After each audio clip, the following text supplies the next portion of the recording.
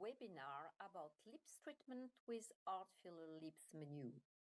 I'm very pleased and honored to welcome the faculty with Professor Sébastien Cotofana, plastic surgeon in USA, Dr. Pega De Hariri, dermatologist from UAE, Dr. Amina Labib, plastic surgeon from UK.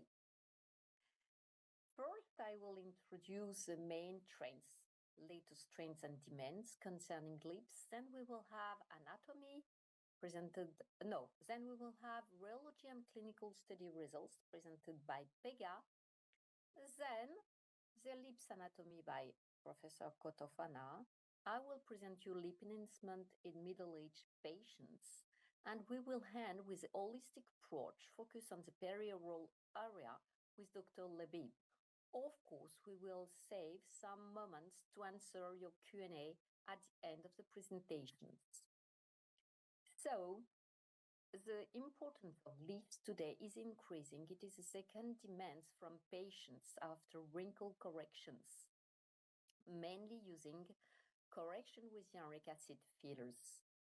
We can say that there is a rising demand both among men, 15%, and also young patients, millennium from 20 to 30 years old.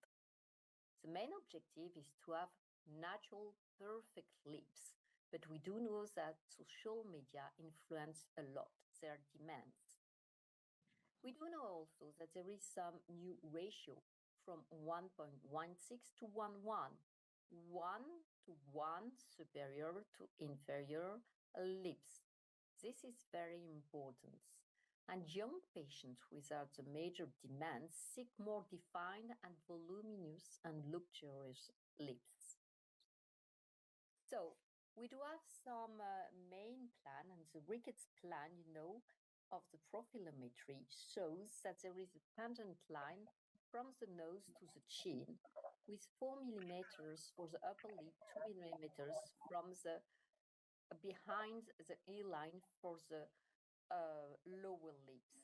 This is very important in profillometry when you make the global aesthetic assessment to take into account this line.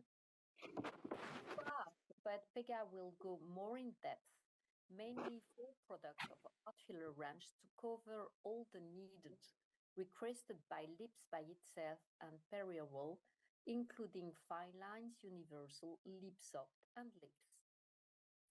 So there is 2 in the lips menu, mainly the lip flip, which is very important and very modern to beautiful millennials, and the lips by itself to regenerate.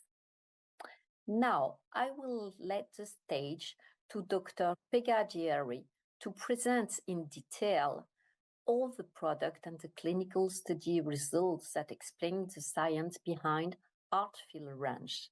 Pega, stage is yours.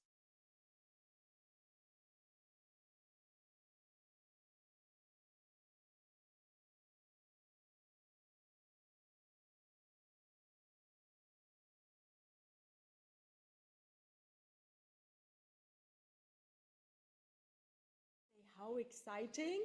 So that's now my duty and passion to make these topics for you as interesting as possible. And the reason we have to talk about it is because they are crucial to choose the right product and hence have the perfect outcome. God created the lips in red color. You think it happened by chance?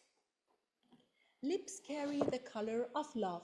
And all we need is love. So my beautiful and handsome friends and colleagues, since lips are evidently so important to express love and attractiveness, why are many men and even women scared or hesitant to improve their lips? Because of deterrent examples of unnatural, unproportional, overcorrected, literally dysfunctional lips. And exactly here lies my motivation to passionately share with you how to create individualized, safe, natural, and yet attractive, lovely lips. My disclaimer, my lips are not in their original condition they have been frequently manipulated, reshaped, and augmented. I want to ask you something. How do you rate the importance in the choice of the tool or material you choose for your treatment? Or let me ask you the same question in a simpler way for the ladies in our webinar. When you do your makeup, can you create the exact same look if I completely change your makeup palette and brand? So in this confusing jungle of all the options we doctors are confronted with, in order to choose the right product and HA filler, it requires to understand the personality of the product.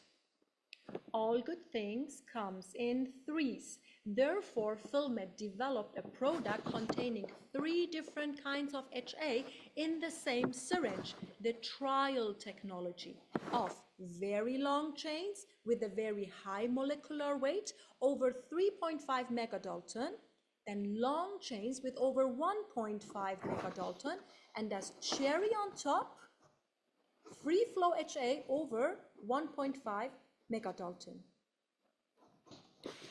Now I pretend as if I can read your minds. Is long chain good or short chain, or is the combination better? So is a high molecular weight good or a low? It's actually a valid question. So long chains make a filler more cohesive and elastic, as well as it works anti-inflammatory. And the short chains, they are the exact opposite. So free HA is added slowly but homogeneously after the cross-link process to the art filler products. And I told you it's the cherry on top. So trial technology is known for its low inflammation and low swelling rate, proved in many comparative studies. And the reason for that is the absence of the short and lightweight chains, as well as a low degree of BDDE. And there is no one-size-fits-all principle. Even a fantastic product that might be perfect in one injection site, it might lead to complications if injected even in the same area, but in a different plane, for example. So prior to your injection, make the treatment plan and determine what do you want to sculpt, what do you want to just volumize, or what do you want just to smoothen. And when I told you each filler has a personality, I meant that each product is built by multiple characteristics. So the variable factors from one filler to the other is the HA, which can come in different length, in different weight, and in different concentration. Then it's the cohesivity, which is influenced by the degree of the cross-linkage and the amount of the non-cross-linked free HA. And the elasticity, which is actually the ability to bounce back when there is a shear force or when there is pressure on the tissue. And G prime is, as we know, is the hardness of the product. And to visualize to you cohesivity, you can ask to see the drop test results. Cohesivity is the capacity of the gel and its molecules to stay firmly together. So non-cross-linked HA, for example, in a meso vial, has a cohesivity of 0. So the molecules are not connected and they don't stick together.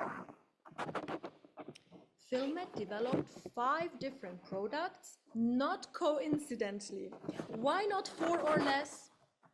Because you wouldn't be able to address all facial concerns for rejuvenation, beautification, modification with only 3 or 4 products. And why not more than 5? You would not need more, would be only confusing and not necessary. So I keep it simple and clear. They all have the same concentration of 25 milligram per ml, except fine line with 20, and they all contain the same percentage of lidocaine. They all contain the same 3 different kinds of HA, however, in different correlations and proportions to each other. so that they can behave differently and develop a diverse personality for the indication that you have for them. So the sequence chosen to demonstrate to you the range is neither selected randomly. So there is a reason why fine line is at the beginning, followed by universal.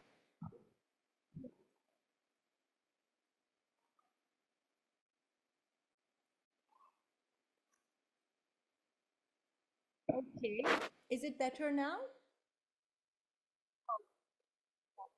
So there is a reason why fine line is at the beginning, followed by universal, and we end the story with art filler volume. So it's exactly and extremely logical to see that the fine line with high free HA and low cross-linked heavy chains has a low cohesivity and low G prime, and is therefore considered as the softest filler of the range.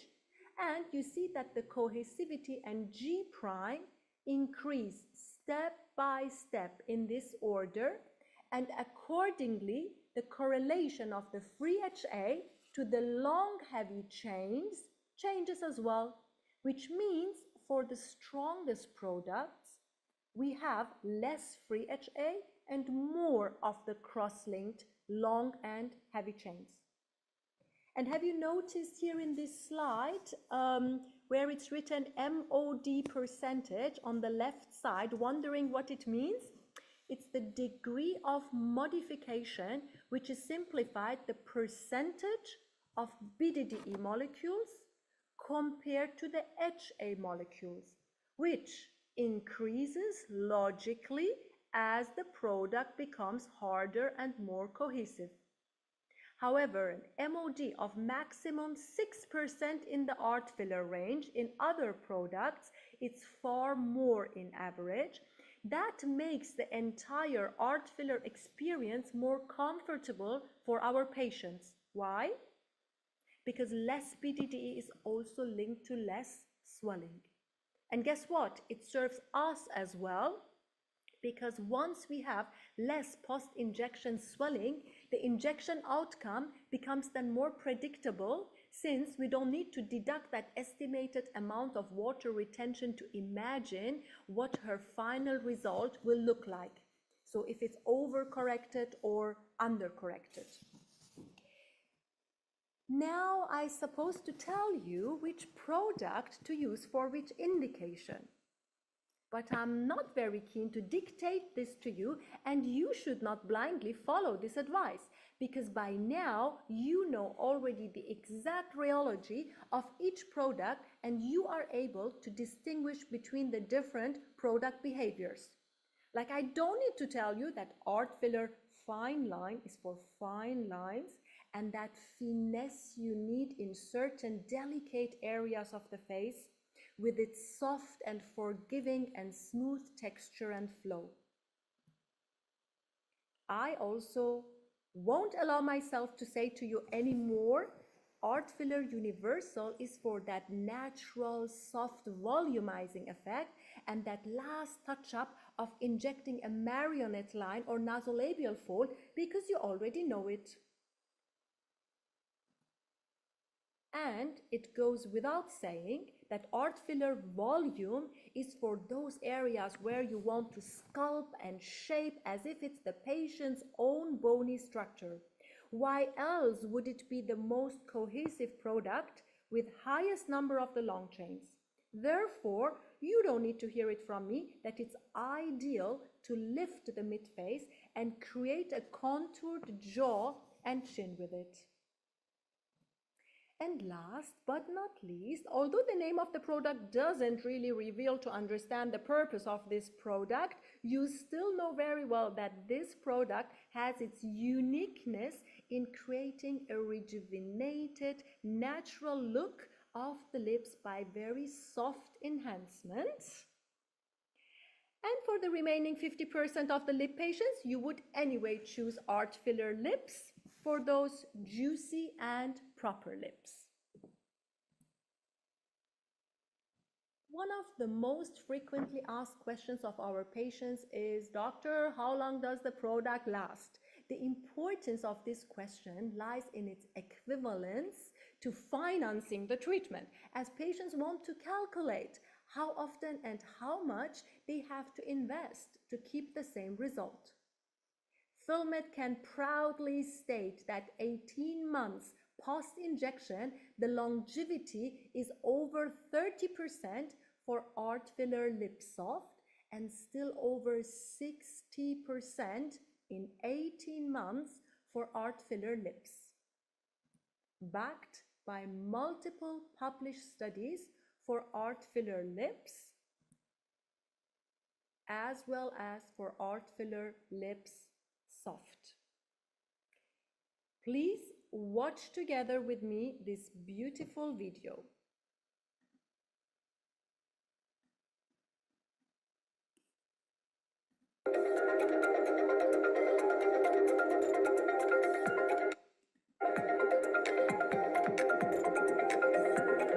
Facial aging is a multifactorial process that involves all facial tissues. Loss of skin elasticity and thickness, fat compartments deflation, as well as muscle atrophy and bone remodeling. These age-related changes cause clinical signs of facial aging, such as lip atrophy, accentuated nasolabial folds, and marionette lines. To treat these effects of aging in the perioral area, FILLER Laboratoire have developed Art Filler Lips, a soft tissue filler formulated from the innovative tri-hyal technology, an optimized cross-linking of long chains and very long chains of hyaluronic acid entangled with free hyaluronic acid. A long-term multi-center study showed that Art Filler Lips is significantly effective for at least 18 months on lip atrophy, reduction of nasolabial folds, and marionette lines, with an excellent safety profile. The scientific article, published in June 2022 in the Journal of Cosmetic Dermatology, is signed by a multidisciplinary team of 8 physicians. The prospective study was conducted over 18 months in 15 different centers in France. 100 subjects were enrolled. Each subject received injection of Art Filler Lips in the perioral area to correct nasolabial folds and marionette lines and to increase the lip volume. A robust and rigorous follow-up was carried out. After the injection at D0, each patient had 7 follow-up visits at 3 weeks, 3 months, 6 months, 9 months, 12 months, 15 months, and 18 months. During each consultation, various assessments were performed.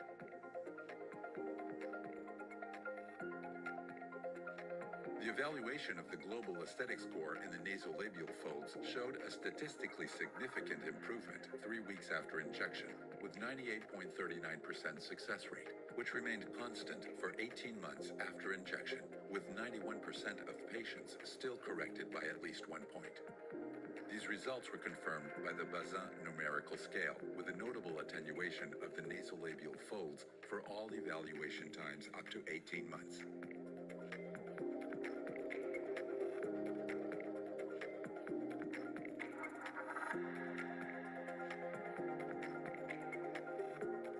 The evaluation of the global aesthetic score in marionette lines showed a statistically significant improvement 3 weeks after injection with 94.4% success rate, which remained constant for 18 months after injection, with 88% of the patients still corrected by at least 1 point. These results were confirmed by the Bazin numerical scale, with a full attenuation of marionette lines for all evaluation times up to 18 months.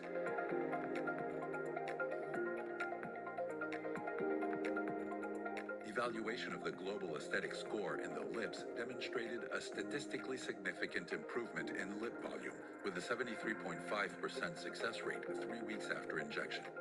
These results remained statistically significant until 18 months, with a p-value trend of 0.05. This result was confirmed by the specific numerical score MLFS, Medicis Lips Fullness Scale, which showed a significant improvement of the lips volume for all the evaluation times up to 18 months.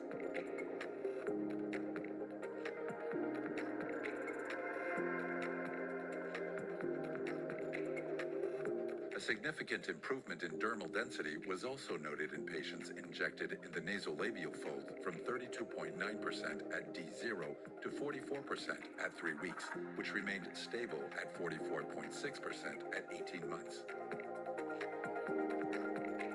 The observed adverse effects were expected and minimal and disappeared within a few days after the injection. A significant satisfaction rate based on the GACE score, Global Aesthetic Improvement Scale, according to subjects and investigators on all treated areas, remained positive until the end of the study. This study demonstrated that art filler lips based on Tri-Hyal technology has a high efficacy, longevity, and safety in the restoration of lip volume and treatment of nasolabial folds and marionette lines. Global Aesthetic Improvement Scale assessments showed satisfaction of both subjects and investigators.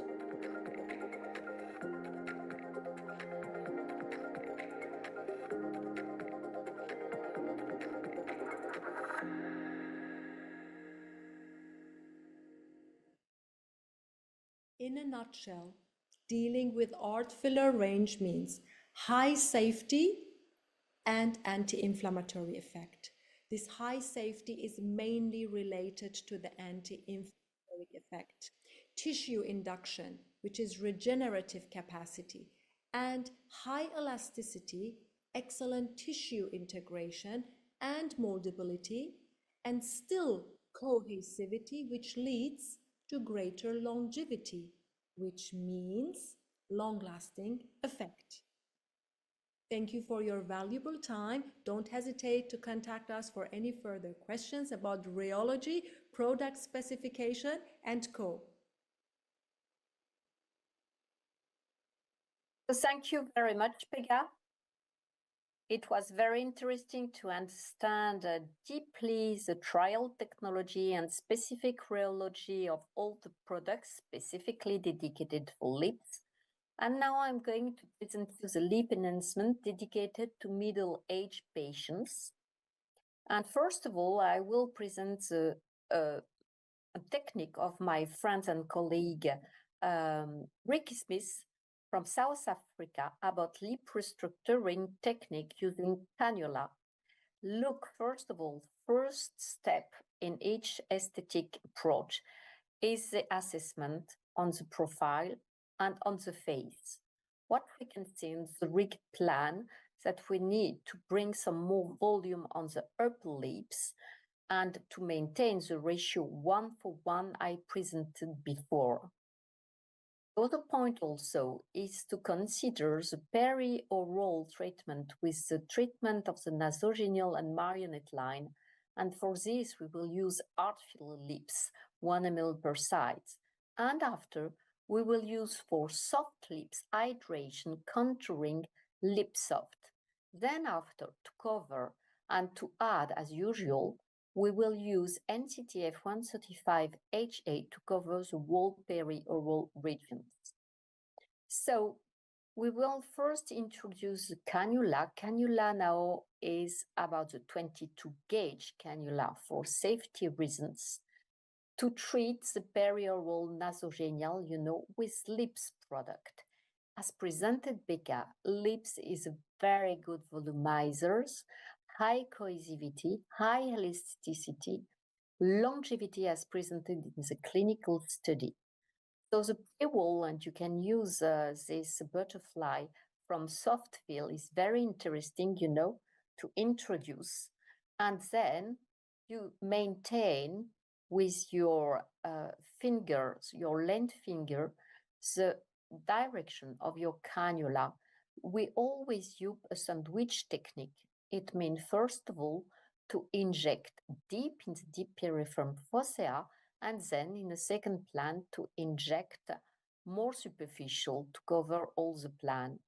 With this technique and this specific entry point, something's very interesting also is to go to the chin, so you can treat peri-oral, marionette line, but also to restructure slightly the chin. You understand what you will use, about 1 syringe per side.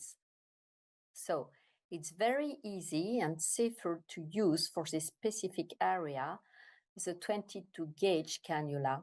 As you can see, it is 50 millimeters, so first deep in the deep periform fascia, and then after superficial. So this layering technique, which is also very often used to maintain natural results. I presented PEGA, which are mandatory today to treat the lips to maintain natural results, is very interesting. The moldability due to the trial technology is also very interesting. Then after, to treat the volume of the lips by itself, we will use Lip Soft. And we will start with Lip Soft, you know, to give shape to the lip border and to reduce by this way the perioral wrinkle. Just to tell you also, perioral wrinkle can be treated with fine lines. With Lip Soft, with texture is the same like universal. You will go by the same entry point, use the vermilion border.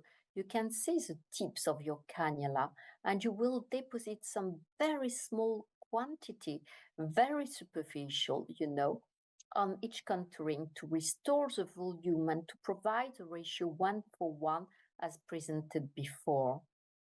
So here again, you will use one syringe for the upper lip and one syringe for the lower lip. This is also very interesting to provide, you know, anterior projections after the borderline to put in the medium superficial of the superior lips some slight slot of Lip Soft. So here again, you can see just to deposit in retrotracking, you know, very superficial in order to maintain the safety. Some Lip Soft. Lip Soft is very easy to massage, to place, and as presented PEGA, very predictable results, meaning no swelling. And the predictable results is very interesting when we want to design lips.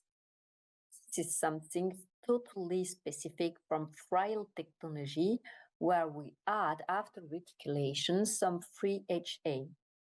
You can also provide eversions, you know, of the lips using here cannula and to project the lips to have this famous and very renowned lip flip, lip lift effect.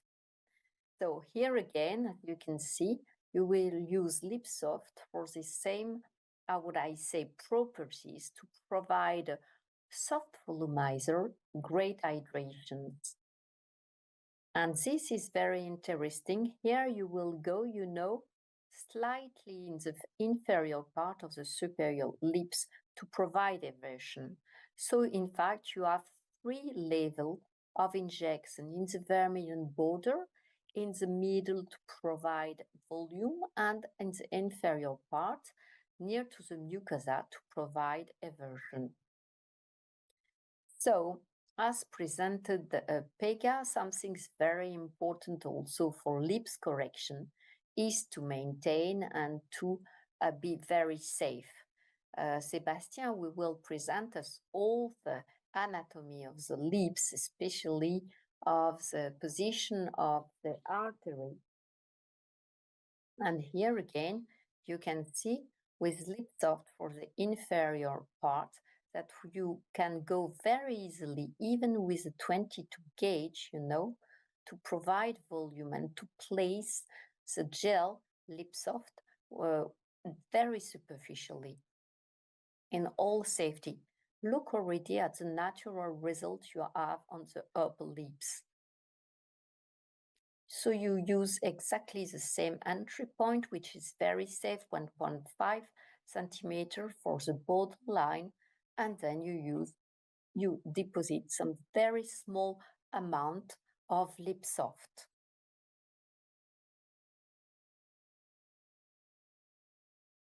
So at the end, something very important also to correct is to correct the filtral column.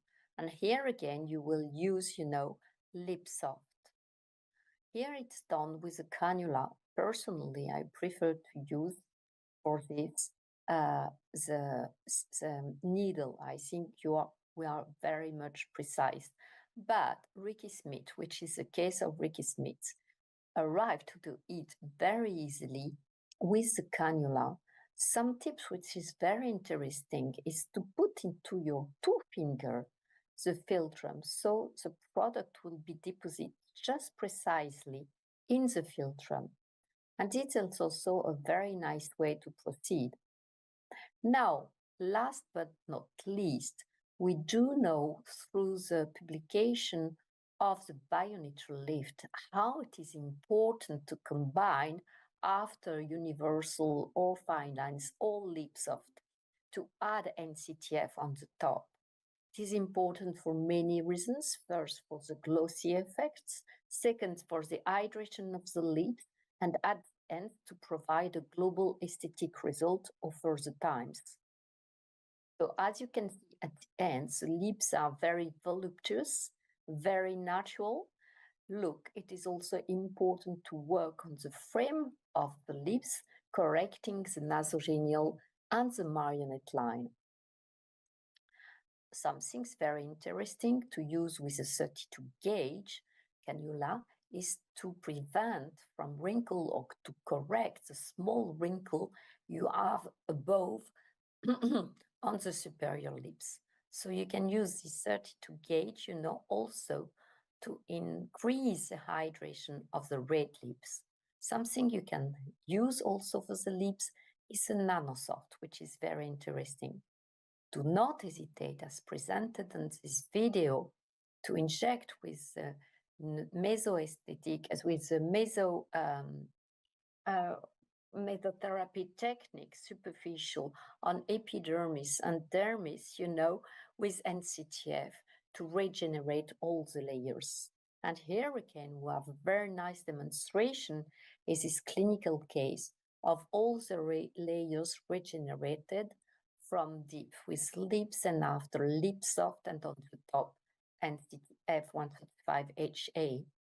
As you can see on this fantastic before and after results, the correction of the lips by itself and the perioral with the marionette line and the nasogenial using two syringe of lip soft, one vial or one NCTF 135HA is very fantastic, from the profillometry to restore the volume and the ricket plane and from face.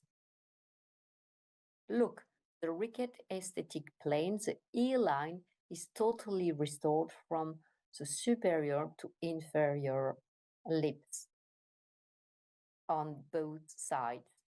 The lip enhancement in middle-aged patients, taking into account the lips menu with lip soft and lips, is very good to treat all the perioral volumes, the perioral skins, and to maintain the proportion on front and side view.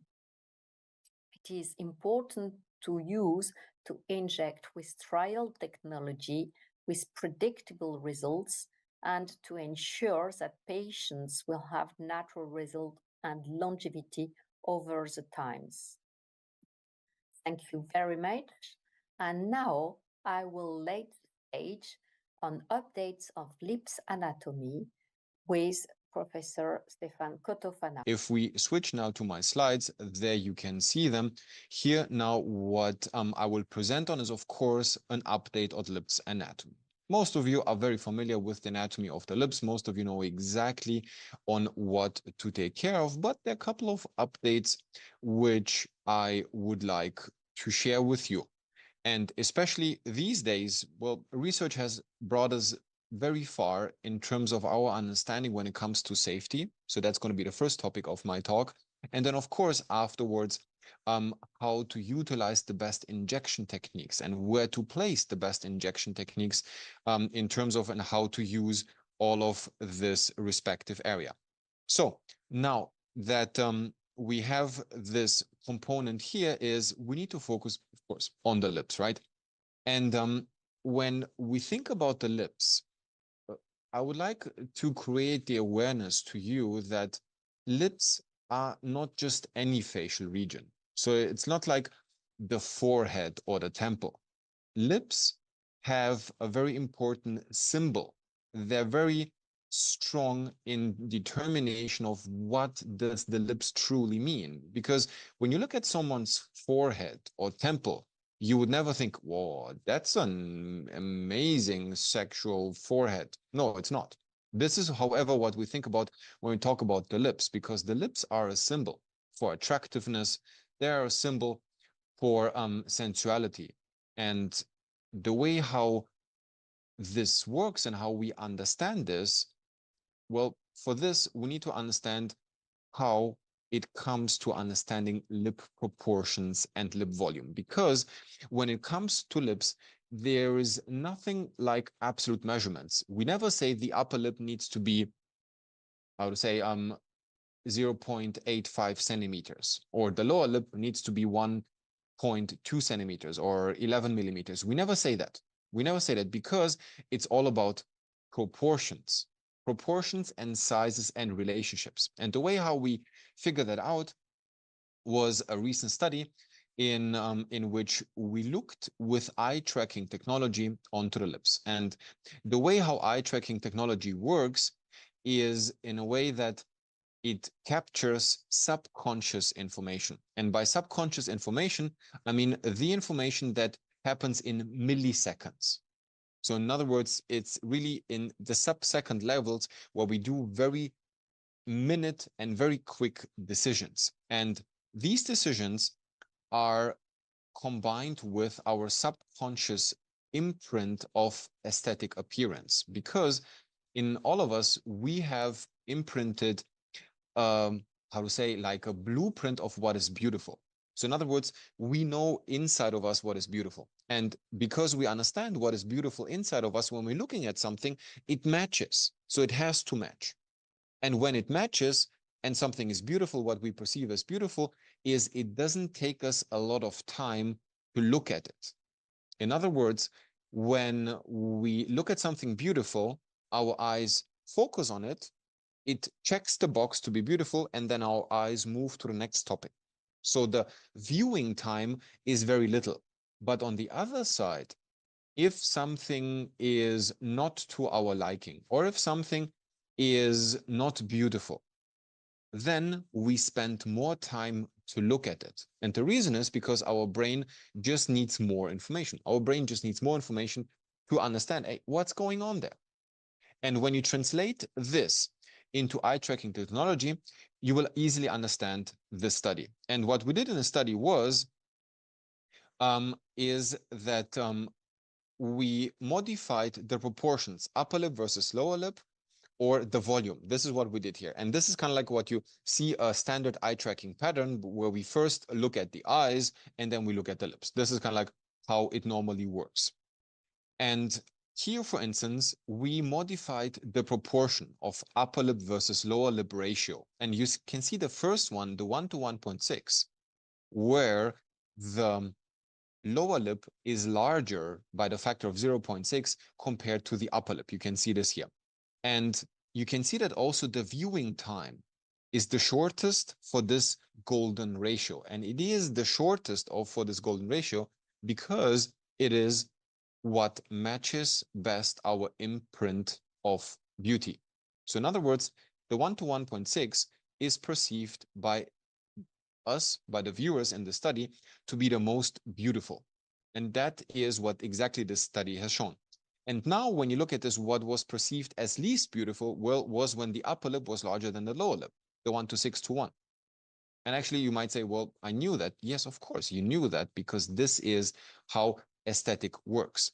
And when we look at the volume, because we increased the volume from 100% to going down to 70%, so that means we decreased the volume, and then we increased the volume, we overfilled them to 130%. And you can see that the lips that were overfilled were perceived as least attractive. They were just the least attractive lips. And so in other words, we know that if lips are too thin, they're not perceived as beautiful. And if lips are overfilled, they're also not perceived as beautiful. And this is the beauty about the study, what actually what the study has shown, because this study has really confirmed what we all know. But now you might say, well, the 1 to 1.6 ratio, isn't that something specific to Caucasians? Yes, it is. We have a different ratio in Asians, we have a different ratio in African Americans, we have different ratio in Middle Eastern, but when it comes to understanding to 1 to 1.6, this is the golden ratio, the most beautiful ratio when it comes to the Caucasian observers and when it comes to the Caucasian lips. Now, when it comes to understanding what is beautiful, how do we address this? Which injection techniques are we perceiving? Which injection techniques do we choose? And the most important aspect is that we need to understand safety, and safety is the first and most important area. So we did a study on this component, and what we did in the study was that we did various injection techniques, multiple injection techniques, disregarding of the plane where we inject or disregarding on other aspects. Valerie, I think you need to mute yourself because I can hear you while you talk on the phone.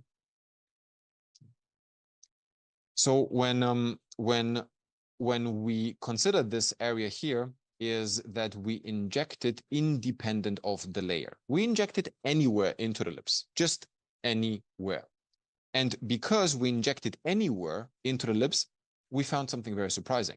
Because we found out that if you do not respect the lips, in 58.3% of the cases, you're injecting close to the artery.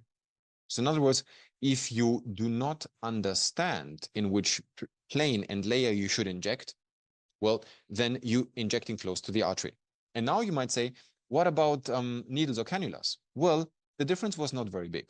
With needles, it was 60%. With cannulas, it was 57%. In other words, it doesn't matter if you use needles or cannulas, you need to understand the layer, because with the layer, you need to increase your safety profile. And the safety profile is based on the avoidance of injecting close to the artery. So in other words, you need to play hide and seek with the artery.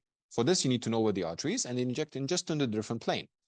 And to do so, well, we need to understand facial vasculature, because all of the facial arteries are somehow connected to the ophthalmic artery, which is an artery that we as fillers, we do not want to get close to this area by any means. We want to stay away from this respective region. So important aspect is to understand where is the facial artery. Well, at the mandibular angle, as you can see here, the facial artery is deep to the platysma that you can see here.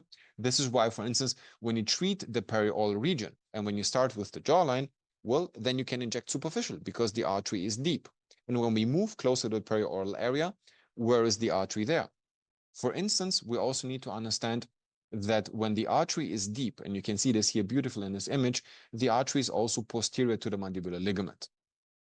And when the artery is posterior to the mandibular ligament, you know that it's still in the jaw. It hasn't entered, by definition, the perioral region.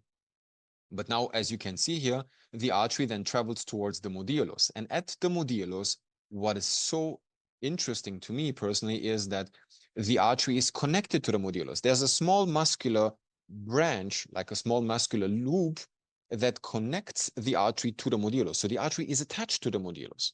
So that's another very stable area for this respective reason where we can find the artery. You can see this here, how the artery is located within the buccal space between the buccinator muscle and the zygomaticus major muscle. But now let's look what happens with the artery when we move into the perioral region. I'm reflecting the skin in this dissection, as you can see here. And then when we're reflecting the orbicularis oris muscle, as you can see here, you can see that the artery is in a deep plane. Here, you can identify how deep the artery is located. The artery is located right on top of the oral mucosa. And then what the artery also does is it has multiple branches, and not only one. You can see here in this respective area, the muscle that I'm elevating is the depressor septinasi, and this area was the subnasal artery. This is the columellar artery, and this is the philtral artery. And columellar and philtral artery, you know these arteries because they provide blood supply to the nose. Here you can see again the angular artery, how the angular artery gives blood supply to the alar artery, and here you have the connection to the facial. So all of these arteries, they're multiple. It's not only one. And this is an important feature that you need to consider. It's not only one single artery. There are multiple arteries which we need to take care of. But the question is, in which plane are these arteries? For this, as you can imagine, we did a study. And we found out that in most of the cases, the artery is in a submucosal position. So that means in a D plane. And if the artery is located in a D plane, you need to play hide and seek. So if the artery is deep, you're injecting superficial because you want to stay away from the artery. You need to respect your planes. You need to respect the planes where the respective structures are located. So that's one of the very crucial and important features when it comes to this respective area. And then one other important measurement that you can see here is the variation. And the variation means that the artery changes the plane. So the artery is not always in a D plane. Sometimes the artery is in an intramuscular position, then the artery becomes superficial, and then the artery goes again deep down. So you have a lot of variation of your respective artery. And the reason why the artery is so tortuous, going in and out and in and out, is because the artery needs to give you space to move the lips. If you think about, if the artery would be a straight line from left to right modulus, as soon as you would smile, you would rupture the artery. But if the artery goes in and out, it's like a spring.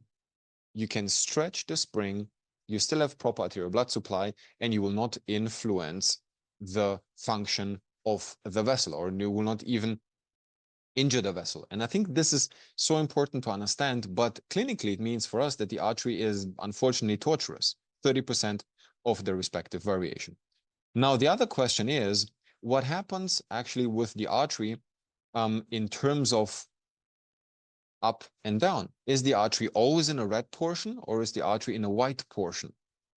And for this, we did another study. We used ultrasound, and with ultrasound, we did like a marker at the vermilion border and measured whether the artery is in the red portion or in the white portion of the lip. Because again, the reason why we do this, we want to increase the safety profile, because we want to make sure that we're playing hide and seek with the artery. So if we want to, the artery is deep, we need to inject superficial. And this is exactly what we found out with this other study. It was conducted in 40 individuals with ultrasound in living, not in body donors. And we found out that in a midline, the artery is always in a red portion. Always. In the midline, the artery is always in a red portion. But laterally, 1 centimeter closer to the modulus, the artery is only in 70 or 80% of the cases within the red portion. And that means in the lateral portion, the artery can also be outside of the red portion, which is interesting because it shows us that we have a high anatomical variation when it comes to this respective area. But now I would like to show you some of the dissections, what it means when we're focusing on this respective area. So this here is male body donor in which I used blue colored filler material, and I wanted to conduct some contouring. You can see I use a needle. Here is a 27 gauge needle, and I injected superficially because I know that the artery is deep. You can see that here. I'm injecting superficially, staying in a superficial plane, exactly at the vermilion border for contouring purposes. You can see that right here. And after I'm injecting the blue product, again, this is blue, so we can kind of like find it within the tissues. You can see that here. After that, I performed a dissection. And in the lips, the dissections are very simple to conduct because I can just do a cross-sectional component. You can see this here. I'm just using my scissors to dissect that respective area. You can see this here. And as I'm cutting through the lip, I'm finding again the blue product, because this is why I inject the blue product. If I would inject real and clear product, I would not find it. So now look what happened here is I'm grabbing the lip, I'm inverting the lip, and you can see that my product is superficial. Of course, because I injected superficially. You can see that here. You can see that the product is anterior to the orbicularis oris muscle, and then you can see that the artery is superficial. Superficial, that means closer to the oral mucosa and behind orbicularis oris muscle. You can see that here. The product is on the outside, the artery is on the inside, and this is exactly how it should be. I was playing hide and seek with the artery. And this is one component that determines the safety aspect. However, there is another very important aspect, and that is the discovery of lip compartments. I do not want to say fat compartments, is the discovery of lip compartments themselves. And what we did in this study was that I performed very special dissections. The reason why I had to remove the facial soft tissues was because I used X-ray imaging. And when I'm using X-ray imaging, what happens is when I'm performing an X-ray beam, then I have the teeth in that respective area. I have the teeth and I have the base of the skull, or I have the cervical spine. And guys, if someone could mute the technical team or whoever is there, then it would be great. So what happens here is that after I removed the facial soft tissues, what I did was I injected contrast agent. I injected contrast agent and performed fluoroscopic imaging. And as I performed fluoroscopic imaging, then I was able to find that the product stayed confined in specific spaces. It stayed confined, didn't move anywhere else. It just stayed in that respective area. And when we measured the area where all of this was confined, well, we found compartments. We found lip compartments. We found 12 compartments in the upper lip, 12 compartments in the lower lip, which give rise to 24 compartments. And these 12 compartments were divided into anterior compartments and posterior compartments. You can see this here. The division happened between the orbicularis oris muscle, anterior compartments and posterior compartments. And if you look at this graphic illustration, it's really nice to understand that these compartments have different volumes. And because these compartments have different volumes, the lip has a different shape. Everybody has different combination of volume. It's almost like the fingerprint that we have. The different lines and the combination of these different lines create a unique fingerprint. The same thing with the iris. And the same thing in the lips. The combination of different volumes gives rise to different lip shapes. And if you look at exactly the area where you can find the majority of the compartments is in the central portion. This is the medial and the middle compartment. There you can find the majority of the volume.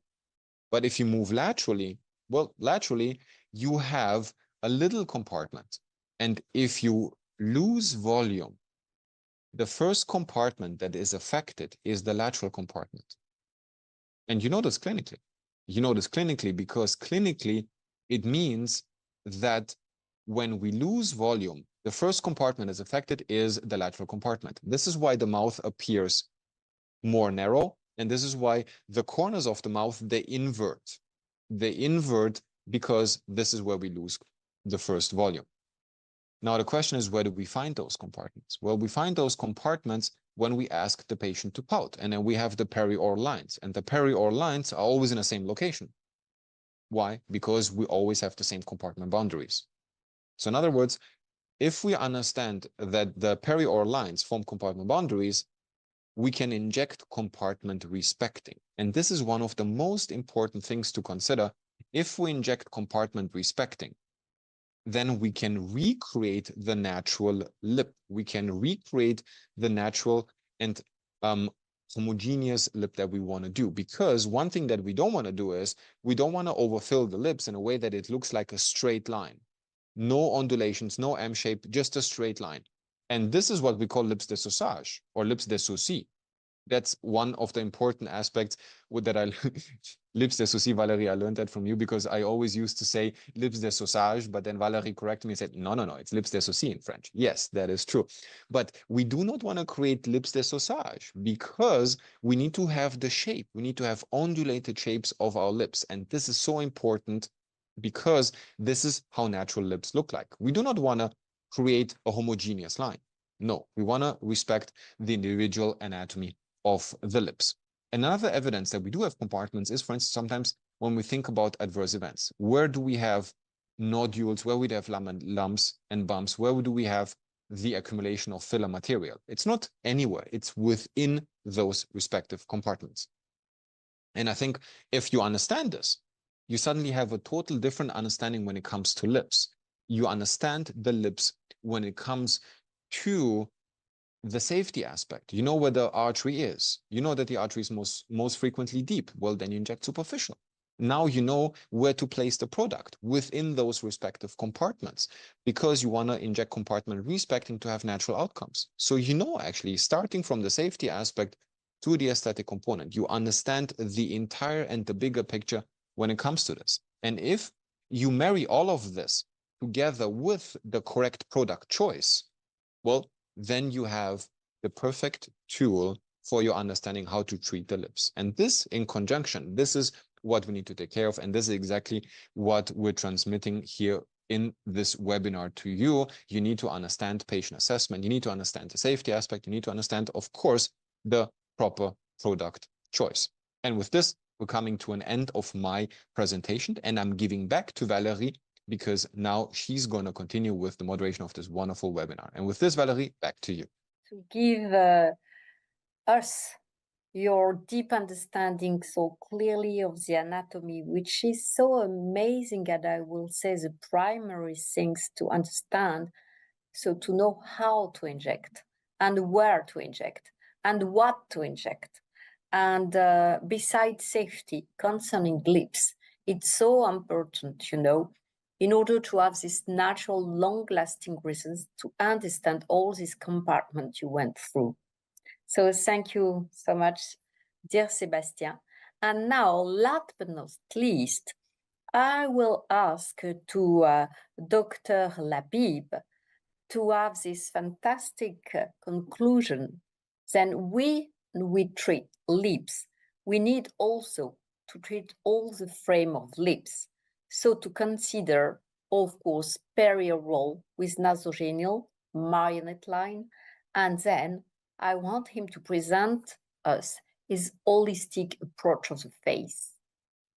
Please do, Dr. Labib, stage is yours, and I will share the screen for you. Just tell me when you want to go ahead. Are you okay? I'm here. Yeah, great. Greetings from freezing cold, wet London. Hi, everyone. Yeah. When I was asked last week to treat a mature patient for nasolabial fold and marionettes, I said, hang on a second. You can't just chase the lines in a mature patient without looking at the face holistically and assess what is required to get natural results, possibly indirectly and lately directly.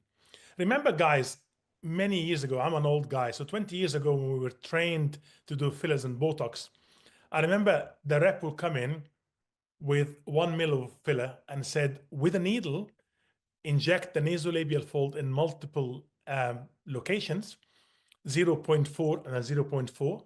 And then they give you a tiny bit of 0.1 to do the marionette lines. And of course, the patient is lying back with a mirror in her hand. And when the patient looks at the mirror, said, oh, that's nice, doctor. That looks really good.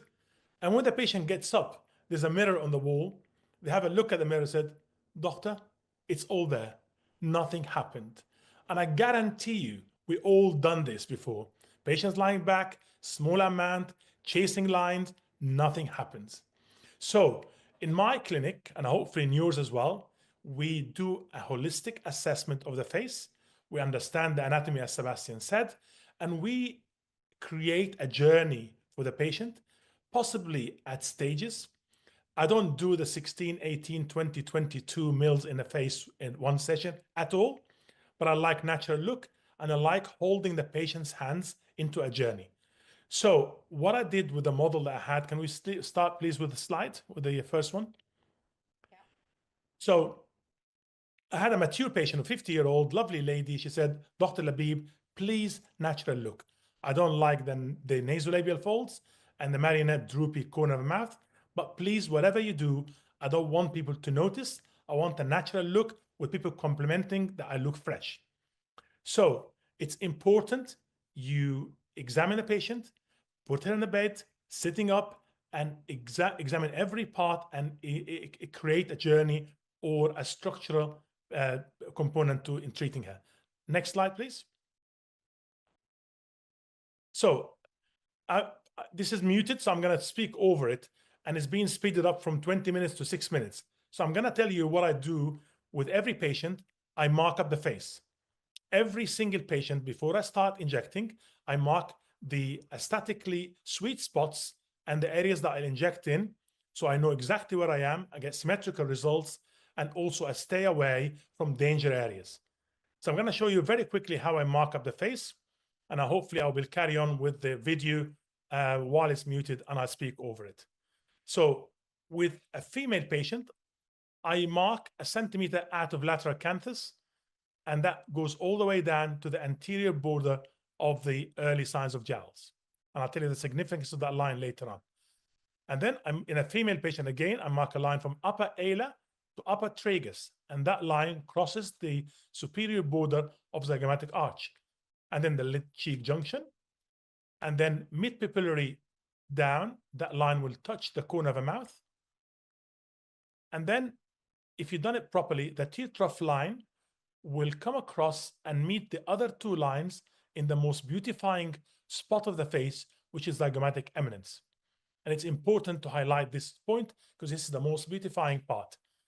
And you can see on the skull, all I did, I just marked up the superior border of the zygomatic arch, and I showed that exactly where the zygomatic eminence is for beautification. Then,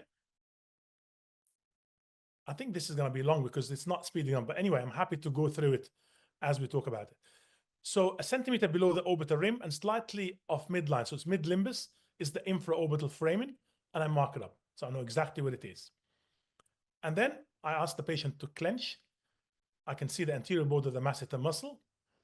1 centimeter further anterior is the facial artery, as Sebastian said, is very deep, crosses the mandible, very deep, and it becomes more superficial as it crosses the face, and it becomes very tortuous or more tortuous, so you can open your mouth and stretch the mouth. And it's slightly lateral to nasolabial fold in Caucasian patients. And then obviously you get the mental vessels, inferior labial artery, the superior labial artery, and then this is very quick sketch of it, obviously not as detailed as Sebastian, but at least you can understand the anatomy and where you are when you inject. And again, as an ENT surgeon, the lateral nasal artery, and you end up with this horrible thing called the angular artery, which is not present in everybody, but you have to assume it's there all the time. It's actually absent in 40%, but we don't count on that. When I actually mark the upper border as a zygomatic arch, I anchor on bone on periosteum, and that gives you better projection, and you stay away from transverse facial artery. Again, you can see the external carotid artery has two end branches. One is superficial temporal artery, and deep inside is a maxillary artery, which we can't see. This is an overall view of the branches of the external carotid artery. From internal carotid artery, you got the supratrochlear vessels, the supraorbital vessels, and then you got the dorsal nasal artery, which is a horrible artery that comes in, has an end anastomosis with the angular artery. That's why in my practice, and hopefully in yours as well, so you can sleep at night and live on a yacht, stay away from this rectangular area, which I believe the most dangerous part of the face. You got the infraorbital foramen, the lateral wall of the nose is very risky, and of course the media canthus with the end anastomosis is also an absolutely no-go area. I hope you agree with me. So we mark the face up, and then I can talk about again how you mark up certain anatomical areas like the temples, for instance. I do a temple crest, lateral orbital rim, as Arthur Swift says, one down, one out, and I go down to periosteum, and I put my thumb or my index on the artery when I inject.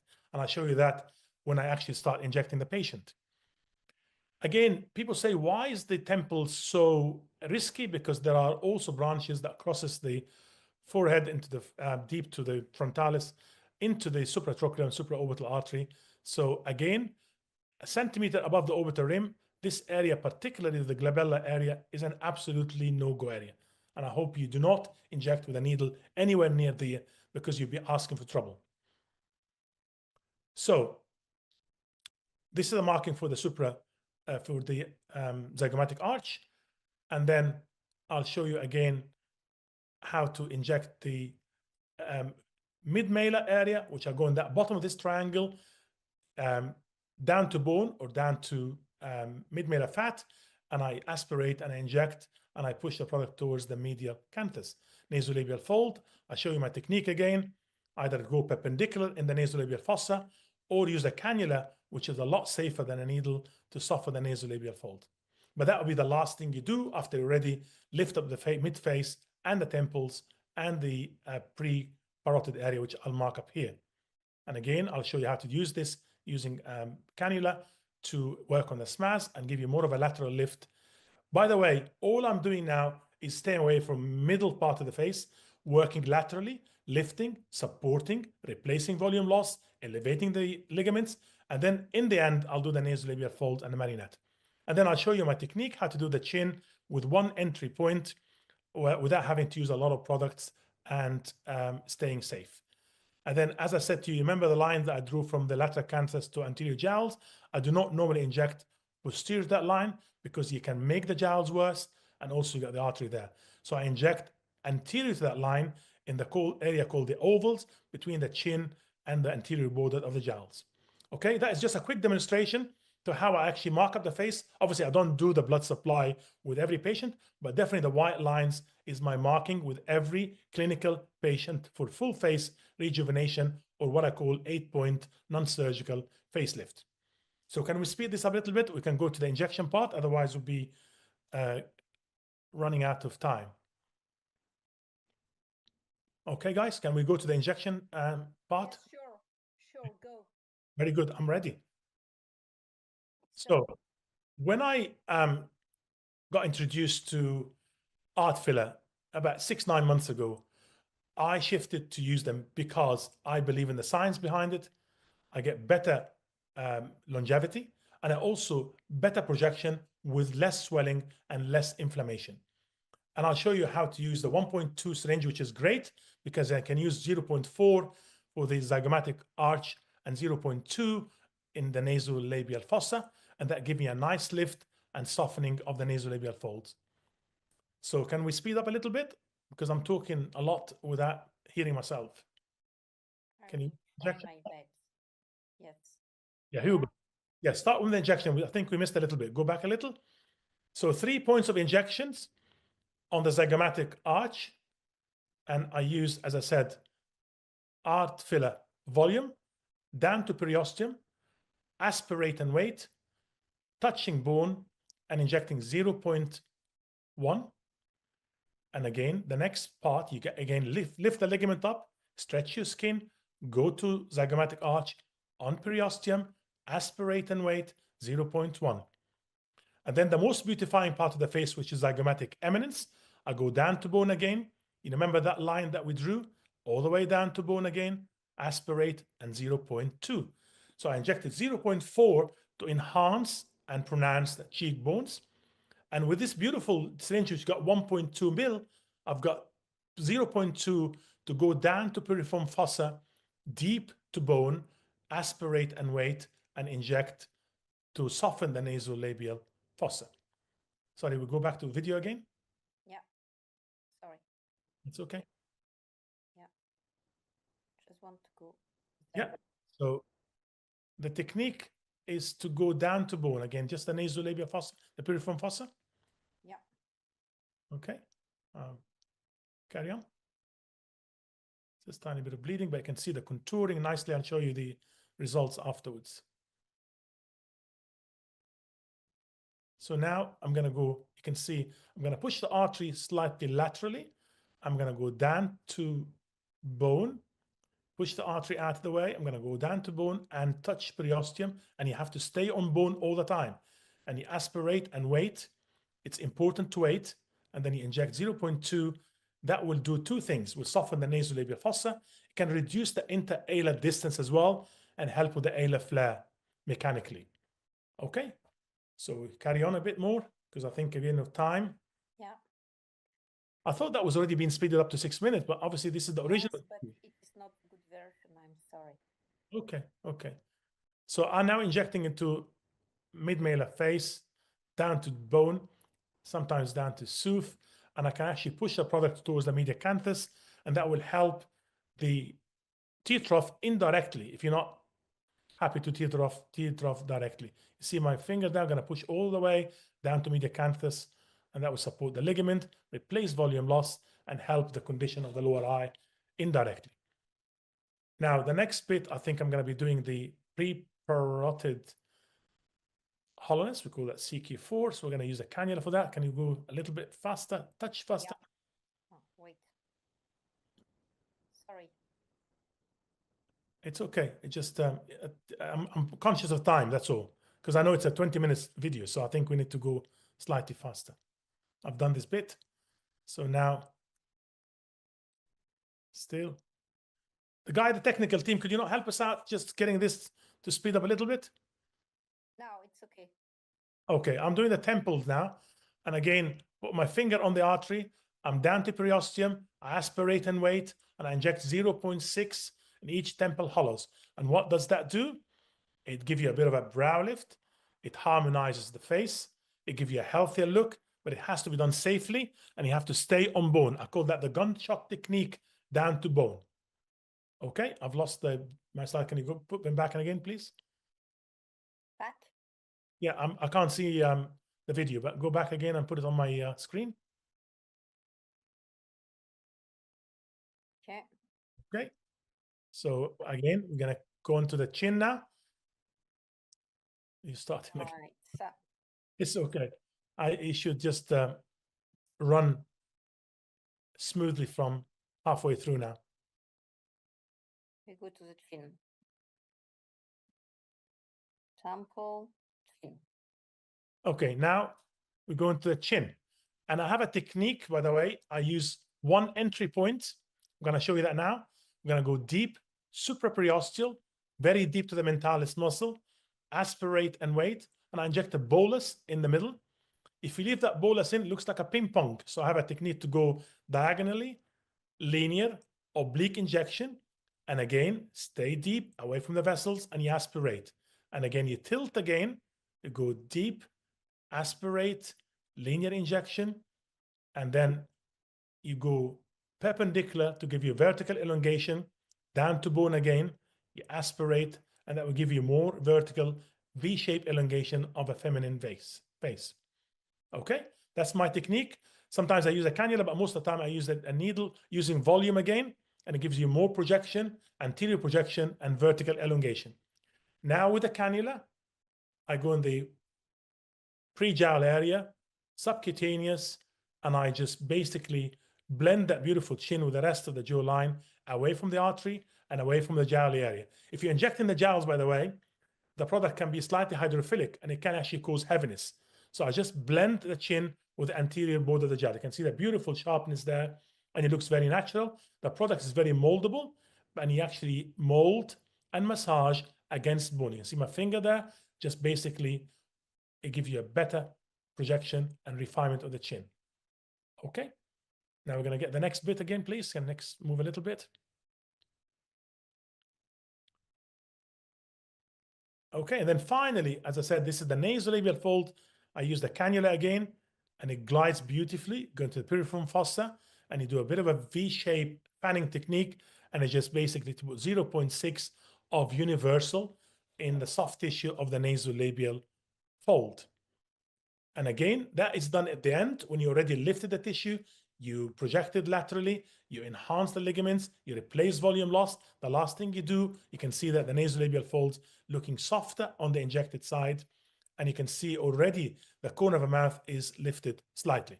And then finally, I do the marionette lines again using universal because I found it less inflammatory. It does not swell up as much, and it has a better longevity.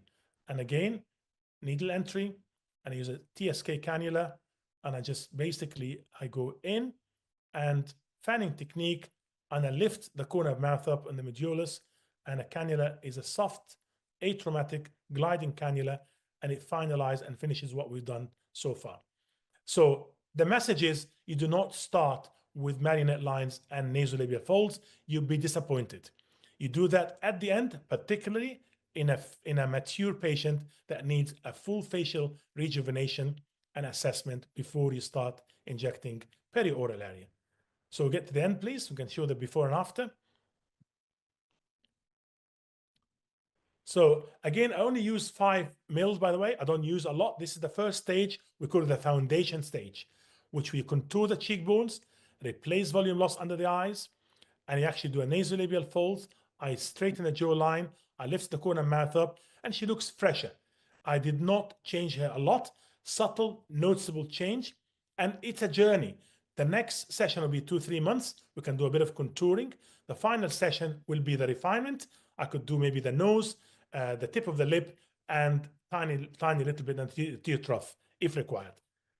Thanks for bearing with me, and I hope you enjoyed the presentation. And I'm now ready for any questions from audience.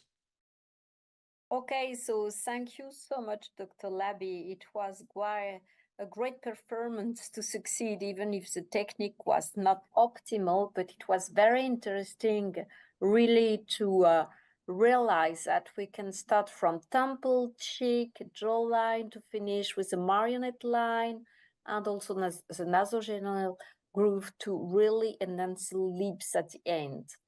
And is there any questions? Can I have the next slide as well, please? Just the final one. I think the front one. No? It's okay. That's it. This one? You can see the temple hollows are beautifully done. Lifted the eyebrows, giving more positive energy to the eyes. The cheekbones are really nicely enhanced. Under the eyes look healthier with volume replacement. Nasolabial fold softer. Corner of the mouth is lifted in a comma shape. Chin in the right place. And we soften the pre-jowl sulcus. Thank you.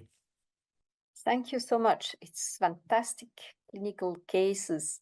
And as you said, with 5 syringes, so you use mainly volume and universal. Universal, that's correct. Okay. So when you have to correct the lips, what is your favorite product? Obviously, it's a combination of lip and lip filler, the ones that you presented earlier on. And I get natural look with hydration, definition, and long-lasting results.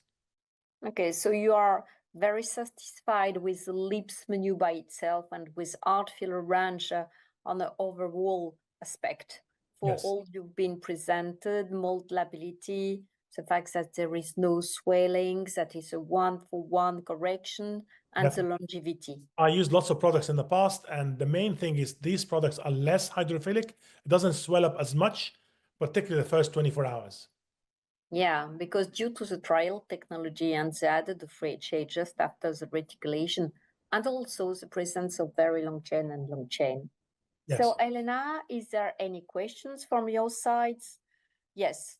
So please, can you answer? What uric acid do you use to lift the tip of the nose? Oh, I always get asked about the nose wherever I go. It is not a nose. It's not a non-surgical rhinoplasty session, but I've done beautiful noses with volume. And I go, Arthur Swift, you probably know that, Sebastian, we called a diamond-shaped triangle between the lower lateral cartilage. We call it Ash's diamond. And that's where I inject my product in the less vascular part of the tip. But you know, guys, it has to be hands-on. It has to be a proper session for non-surgical rhinoplasty. It's not a watch one and do one. You need to go through the whole anatomy and the whole technique and the steps of procedures next time.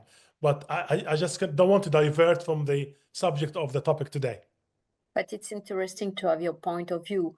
May I add something concerning art filler? The publication that has been done by Dr. Frédéric Braccini who is also plastic surgeon and very specialized in nose, is done with Art Filler Universal. Okay, that's for interesting. nose. I've But done about 60, 70 so far with volume. I get better contouring, better height, and better rotation, and it lasts longer. okay, great. So there is a question for Professor Kotofana. Sebastian, how to recognize lip compartments from lip tubercles? That's tricky. Well, I have this, I receive this question very often, and one thing that we need to consider is the lip compartment. It's something that is inside the lip, inside the body of the lip. There you have lip compartments, and these lip compartments have different volumes. But this volume that is inside a compartment projects to the outside, and on the outside, it can be seen as lip tubercles. So in other words, the surface projection on the outside, this is what we call tubercles. There was a recent publication coming from the UK that has tried to relate the tubercles to the embryologic origin, which might be true, yes or no. It was just a descriptive study. But to understand that the tubercles are something on the surface, on the outside, but the compartments are something on the inside. So that means whatever is inside will give rise to something projection on the outside. And if we understand this, of course, it means that from the tubercles, which are on the outside, we can deduct that there's a compartment below that. So in other words, if we want to enhance the respective tubercles, we need to project onto the lips and understand, well, yeah, there is a compartment below, and then we can inject compartment respecting.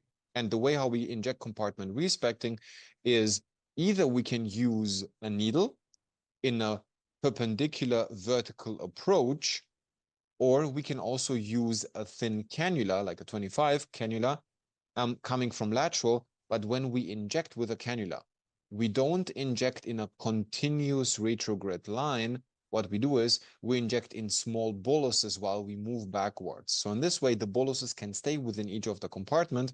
And in this way, you do not have a transition from one compartment to the other to homogenize the volumes between them, because this is what we don't want to do. So in other words, we can use needles or cannula to have a proper lip shape, and the tubercles are something that are on the outside based on the compartments that are lying below that. I hope I was able to explain that relationship. Okay, thank you. Very clear, Sebastian. So now our last question is for Pega. Dear Pega, based of our fantastic demonstration of the rheology, for you, what means the specificities of the lips menu dedicated for lips treatments? So we have the lip soft and we have the lip for lips, and that's what makes it so perfect to actually accommodate every patient who wants a bit of an enhancement.